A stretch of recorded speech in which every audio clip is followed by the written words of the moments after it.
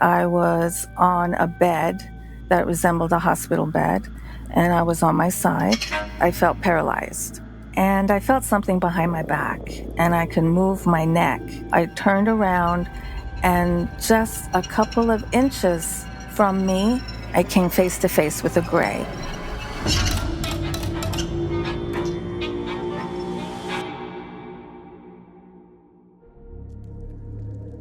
Over the course of this podcast, we've spent time in haunted homes, ghostly trains, and the spooky woods. But some of the strangest stories aren't always found on solid ground. The mysteries of North Carolina go beyond the horizon. They go sky high. Welcome to First in Fright, where we explore eerie legends, supernatural tales, and everything that goes bump in the North Carolina night. I'm your host, Cooper Thornton. This is Episode 7. Strange Skies.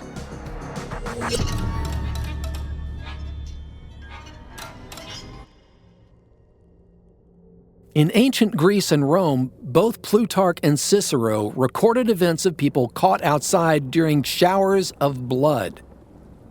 The phenomenon continued to be reported throughout Europe during the medieval and Renaissance eras, where the events were seen as evil omens.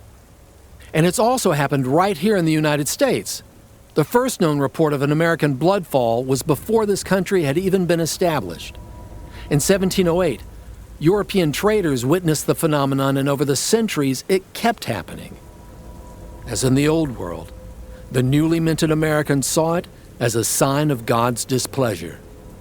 Of the 24 reported blood rain events in the U.S., 14 took place in the South, and North Carolina fell victim to 2 literal bloodbaths in the 1800s. On February 15, 1850, it rained flesh and blood from a small red cloud hovering over Thomas Clarkson's farm outside Clinton. It's recorded that the Clarkson children ran for cover, crying out, "Mother, there is meat falling." But our local storyteller shares the best documented case from 1884 in Chatham County, west of Raleigh. Kit Lassiter and her husband were sharecroppers in the New Hope Township. The 25-year-old had a sterling reputation in her small community, composed mainly of recently freed slaves. In fact, she was noted for her truthfulness. On a chilly mid-afternoon on February 25, 1885, while Kit was walking near her small cabin, it suddenly began raining. That was surprising enough, as it was a bright, sunny day without a cloud in the sky. But what was even more shocking was the rain itself. The droplets splashing hard all around Kit's feet were red. She was caught in a shower of pure blood. The blood rain continued for more than a minute, coating a roughly rectangular area that her curious neighbors later measured as 50 by 70 feet long. It coated the ground and clung to the bushes and trees. For Kit and her friends, the memories of slavery and the destructive war between the states was still fresh in their minds. Surely, God was trying to tell them something, and whatever it wasn't good. At least one of Kit's neighbors was a bit more skeptical. They gathered some samples of the sticky liquid and brought them to the local doctor, who sent them off to the University of North Carolina for analysis.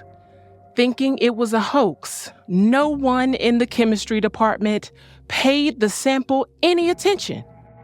Finally, 3 weeks later, a young chemistry professor by the name of Frank Venable, who would much later be elected president of the university, put the sample under a spectroscope, an instrument that allows scientists to determine the chemical composition of an object.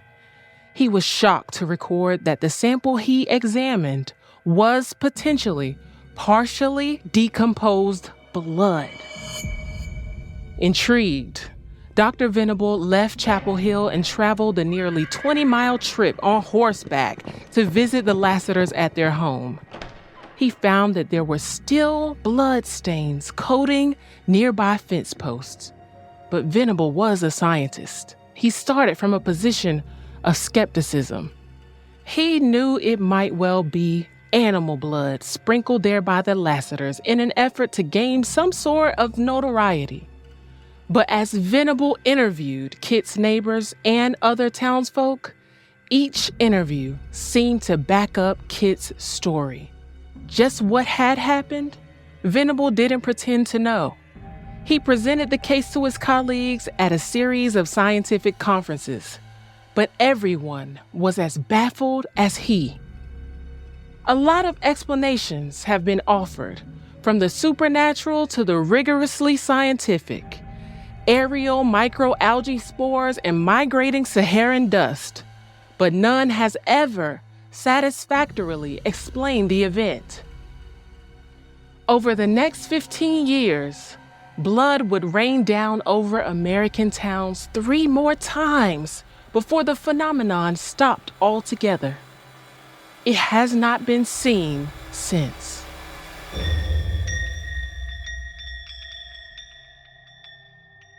As if raining blood isn't enough, North Carolina's skies get even weirder. Jules Verne published the English edition of his novel Master of the World. In it, a mad scientist builds a flying machine inside his secret North Carolina mountain lair. The locals know something's going on because strange lights begin to pulse all over the mountain's summit. Truth, it turns out, is even stranger than fiction.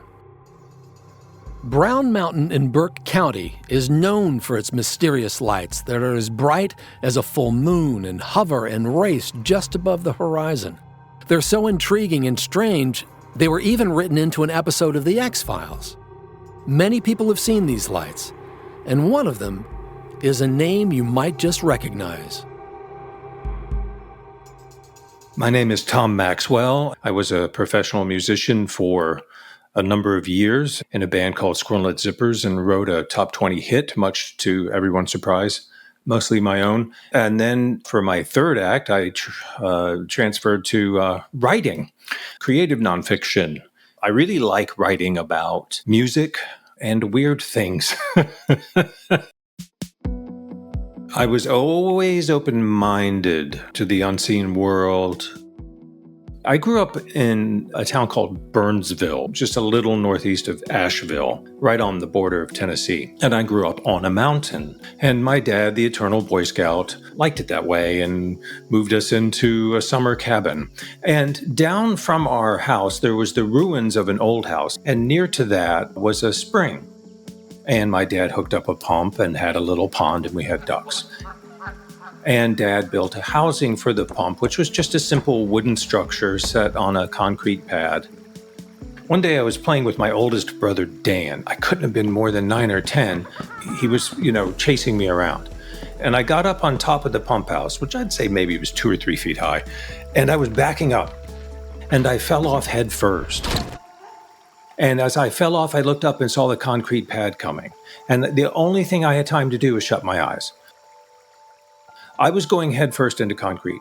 I waited what I thought was an appropriate amount of time to crack my head open, but nothing happened. And when I opened my eyes, I was sitting in the runoff. My dad had built these sort of steps that the water ran down into the pond. I was sitting in the middle of that, and water was running all around me. It took me a couple of seconds to get my bearings. And when I get up, my jeans weren't wet. It was extremely weird. Years later, I was getting my hair cut downtown, and the barber talked about how he was an older man. I say that, probably younger than I am now. He talked about when he was young, he would play hooky, and he'd go up on that mountain, and that there was a couple who lived in the house near where our house was, who were very, very kind. So it is not beyond the realm of possibility, given the fact that I believe what happened to me is inexplicable, that perhaps this couple were sort of guardians of that little dale where those events took place. So I would say that was my first paranormal experience. I think paranormal is an insufficient word, but we'll just throw things in that box and call it paranormal. And I'd say my second one was going to see the Brown Mountain Lights. The Brown Mountain Lights are so-called ghost lights, which automatically sort of puts ideas in your head about what they are. Round, about the shape of an orb, and they're luminous, and they move. They happen on Brown Mountain, which is one of those ancient mountains in the Appalachian chain. They're not very big, and they're sort of misty and a little spooky. Now, the history of Brown Mountain Lights is a little spotty. We know that the first published account was a letter to the Charlotte Daily Observer from September 23rd, 1913. But people claimed that lights had been object of fascination since before the Civil War. I think there were reports of it easily from the 1890s, maybe as far back as about 1854. People would come and look. It was an attraction. At some point, a geological survey is done from the Department of Interior, and a man named George R. Mansfield was sent. This is in 1922 to basically get to the bottom of it. His report sort of said, oh, it's cars or it's a train. This did not go over well with the locals because the reason being is that when you have prosaic explanations of extraordinary events, then they should be occurring everywhere. Anywhere that you have trains and automobiles with headlights, you would expect then to see phenomena that resemble the Brown Mountain Lights. But the Brown Mountain Lights do not in any way resemble headlights of cars or locomotives. When I was in high school, 4 or 5 of us packed into a car and went down there. This was in the early evening, early fall. We brought binoculars and we stood there expectantly. And just like that, one of the lights appeared. And it shot up in the air from the top of the ridge as if like from a flare gun.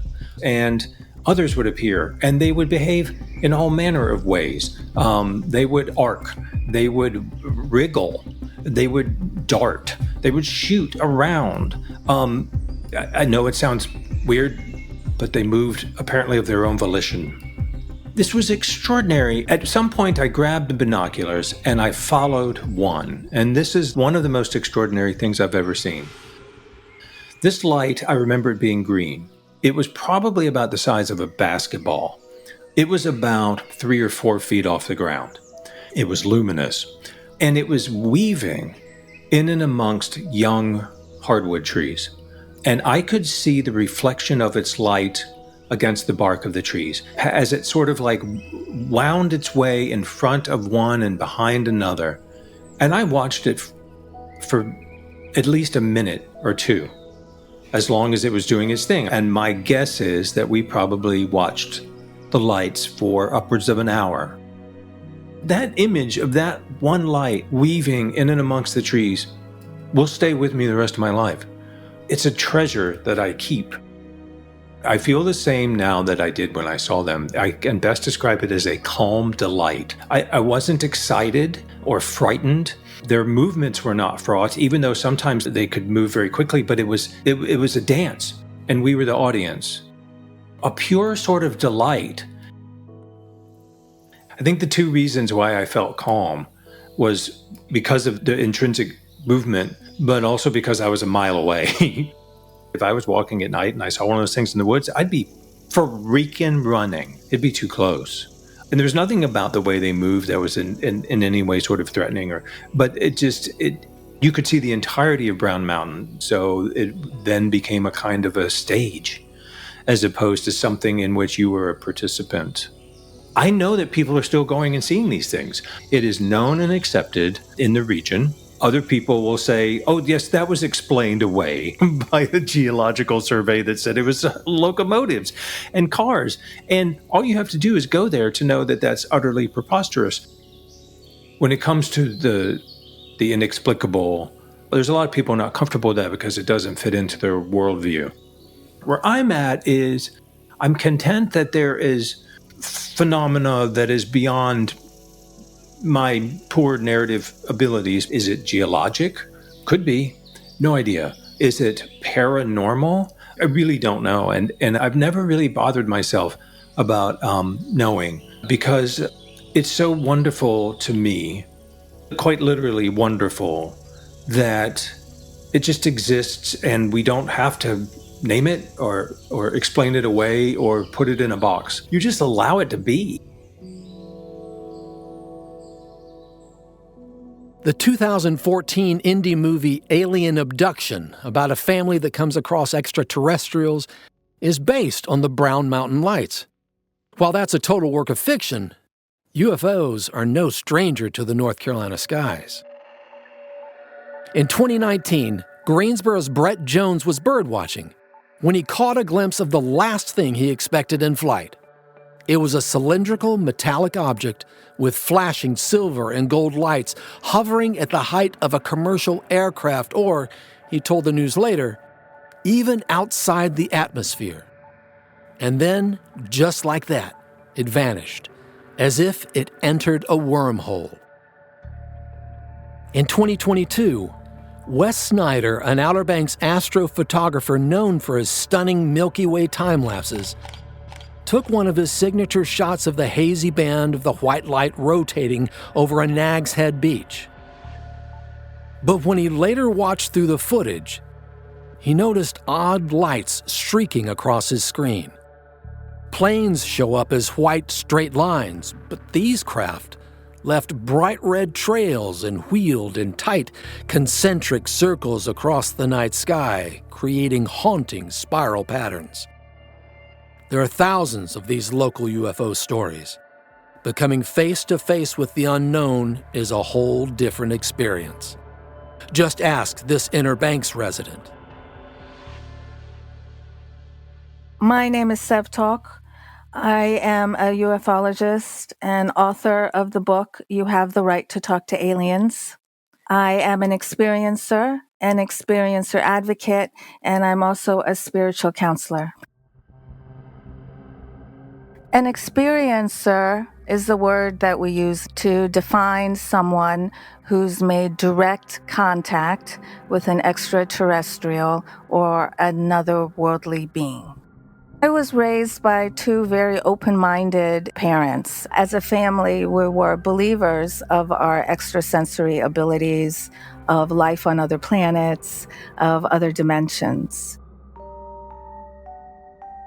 It's when I was 10 years old that I have my very first conscious memories of ET contact. In the middle of the night, I would find myself standing outside, looking up in the sky, and I would see a spaceship approaching. And I would be so happy to see it because I felt like I was having a family reunion. I was very excited. The spaceship would land, and stairs would descend, and a door would open. And this being would come out, walk down the stairs, and talk with me. And he felt like my brother. I loved him. And he was just checking up on me. He was just making sure I was okay. This went on for a couple of years, and it happened so many times that I lost count. When I was 12, I had my last visit with him, and that visit was very different because this time I was with a group of other children, and we were watching the spaceship fly away, and we were all very sad because we knew we weren't going to see him again. And then I heard in my head, "You have work to do, get to work." Now, at that age 12, I had no idea what that meant. Now, I think I'm starting to understand better. At the end of the visit, I would be plopped back into my bedroom. My eyes would pop open, and I'd be wide awake. There's no grogginess, there's no sleepiness. It's as if I was taken from another dimension and plopped into this 3D reality. And I'd be very confused, because spending time with that being felt more real than being in my bedroom. ET contact often feels dreamy. It feels hazy. It happens in a multidimensional, interdimensional fashion. And our brains don't know what to call that kind of encounter or that kind of experience. So we've been taught to call it a dream. But experiencers know that is not a normal dream. That is a true experience. And for this reason, there are millions of people who are having ET contact, and they don't know it because they think it's a dream, and it's not. And that's what I thought most of my life until 2017, when I moved to North Carolina. That's when I realized these are not dreams. I moved to the Inner Banks, a very tiny town called Arapahoe. And my second night here, I felt something bite my tush, and it hurt. So I yelled over to my partner at the time, "Will you please look at my tush? I think a bug bit it." And he said, "Sure." And I'm giggling to myself because I think this is funny. And he's looking, and he's not saying anything. And I'm starting to get nervous. So I asked him, "Well, did a bug bite me?" And he said, "There's a red X." A red X? So I asked him to take a picture, and there on my left cheek was a red X comprised of 9 little red circles that looked like they were burned into my skin. I was stunned, and my partner was stunned as well, speechless. And I said to him, "We're just going to pretend like this never happened. We're going to pretend like we never saw this X, and we're just going to move on." And he just looked at me like I was crazy. But that's what I've been doing my whole entire life. Everything, all the visitations, everything, my whole entire life, I've just been trying to ignore. So that's what I was going to do with this X. But then, 9 days later, ding, I come to in my room, and I have this instant download of information. I was on a bed that resembled a hospital bed, and I was on my side, and I couldn't move my arms and I couldn't move my legs. I felt paralyzed. And I was in a room I didn't recognize. It was dimly lit, and I knew that when I was on that bed in that room, I was on the moon. And I felt something behind my back, and I could move my neck. I turned around, and just a couple of inches from me, I came face to face with a gray who was standing there doing something to my back. And we locked eyes, and I describe it in my book as looking into 2 pools of black oil. A gray is what we call the most well-known ET, the small little gray one with the big black eyes. I thought they were evil. I thought they were mean. I thought they were out to get me. So I'm awake, and I get out of bed and go downstairs, and I could have looked in the mirror, but I was too scared. I was so afraid that if there was another X on me, I was not going to be able to take it. I'm just getting more scared and more fearful of what might happen in the next couple minutes. And I asked my partner, "Did anything weird happen last night? Was I gone at all? Was I missing?" "No." So I told him the downloaded memory and my visions, and then I asked him the dreaded question, "Will you look at my tush?" And as he's looking, he's not saying anything, and I instinctively know there's another X, and I start to get really afraid. So I asked him, "Is there another red X?" And he said yes. And he took a picture of it, and he showed me, and I had an existential crisis. And that moment, I was so afraid, and I knew it was the grays that had burned those X marks into my back. And every time I describe this story, I get those feelings all over again. I felt suspended in nothingness. I felt like I didn't know who I was anymore, What am I doing talking to aliens in the middle of the night? What do they want with me? Why are they messing with me?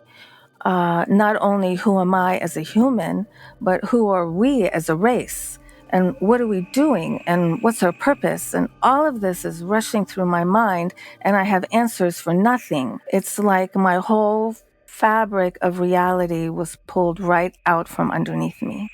That was my wake-up call, because that's when I realized these are not dreams. I'm really making contact with an ET, and it's left a physical mark on me. When I was a little girl making ET contact, I was not afraid. But I developed fear as I grew up, as I became an adult. So at that point, as scared as I was, as confused as I was, I knew I had to understand what was happening to me. I could no longer ignore it. I had to face my biggest fear, and my biggest fear was aliens. In order to live my life authentically, I had to break through that fear. So I believe the Greys put those marks there so I can finally face it. So after the second X, as scared as I was, I just told myself, I need help. But I didn't know who it was going to be. I had no idea who was helping people who've made ET contact. And I told myself, this is it. I have to send a picture of this X to somebody. But to whom? And I heard in my head, MUFON. And I had no idea what that was. So I Googled MUFON, and it's the largest UFO research organization in the world. And it stands for the Mutual UFO Network. And on the website, I saw a picture of Kathleen Marden. She's the niece of Betty and Barney Hill, the first famous abduction case in the United States of America. And Kathy is very well known around the world as a researcher, as an experiencer advocate, as a ufologist. I told myself, she's the one. She's going to help me. So I reached out to her, and she responded right away. And she said, I've never seen an X like this before. I'd like to talk to you. It was the most important conversation of my life. She validated my experiences. She made me see I am not crazy. She made me know that I am one of many. When I realized I'm not the only person on Earth talking to aliens, when I learned that there are many of us having ET contact, that was such a relief. That changed my life. My fear for the Greys began to dissipate slowly. I started to accept that this is my reality and I can't run away from it anymore. And the Greys helped me make that transformation. I had more visitations. I was taken to this dark room and I was shown a tube filled with a fluorescent liquid. And floating in the tube was a baby. Once again, I felt something behind me. So I turned around and there were 3 Greys. And they telepathically said to me, we're going to stand back here to give you space, to give you all the time you need. There's no hurry. And I turn back around and I'm looking at this baby in the tube and I do not understand why they're giving me space. I don't know why they want me to look at this baby. I'm perplexed. And then, ding, they gave me information about the hybridization program. The Greys are worried that humanity is going to destroy itself, so they started a hybridization program. In case we do annihilate ourselves, they'll be able to reseed the earth and possibly save the human race from extinction. That's what they've been trying to tell me all along. That's why they were so desperate to get my attention. It's not that they wanted to hurt me. The Greys wanted to help me. The ETs are giving us information in hopes of helping mankind. So we don't annihilate ourselves, so we don't kill ourselves off, so we stop damaging Earth. When we finally admit that we are in contact with other civilizations that are wiser than we are, when we begin to digest their information, their knowledge, and their wisdom, there's going to be a lot of profound changes on Earth. We are all connected. We are all one. And they want to share this information with the world to help us become kinder, more loving, more respectful towards one another, so we don't kill this planet off. And that's why millions of us are making contact. When we finally openly engage with our galactic brothers and sisters, our life will change considerably. For most of us, it'll be a kinder, gentler, more advanced planet.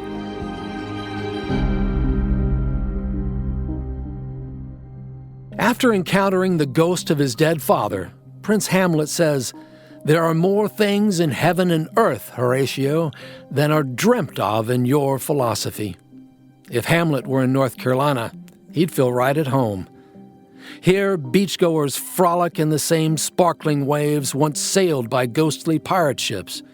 Hikers climb spectacular vistas that might be home to creatures unknown to science.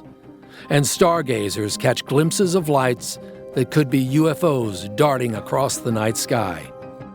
In the next episode, North Carolina's coast combines both heroism and horror.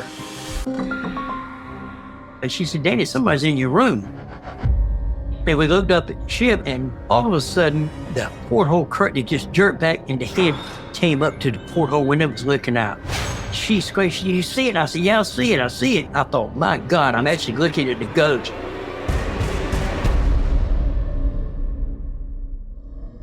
To learn more about the paranormal places and scary stories of North Carolina, visit ncfirstinfright.com.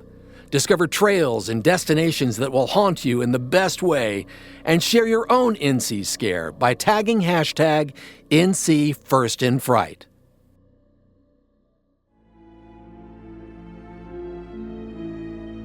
First in Fright is a production of Visit North Carolina, Luke Wire, and AYR Media. Hosted by me, Cooper Thornton. Executive producers Katie Bailey and Dana Grimstead for Visit North Carolina. Executive producers Nancy Landisberg, Michael Ashley, and Ryan Coleman for Luke Wire. Executive producer Eliza Rosen for AYR Media. Produced and written by Brandon Phibbs. Edited and mixed by Cameron Taggy. Casting producer Danielle Hillenbrand. AYR Media Coordinator Andy Levine. Voices by North Carolina storyteller Tiffany Okafor. Special thanks to Tom Maxwell and Sev Tak for sharing their stories.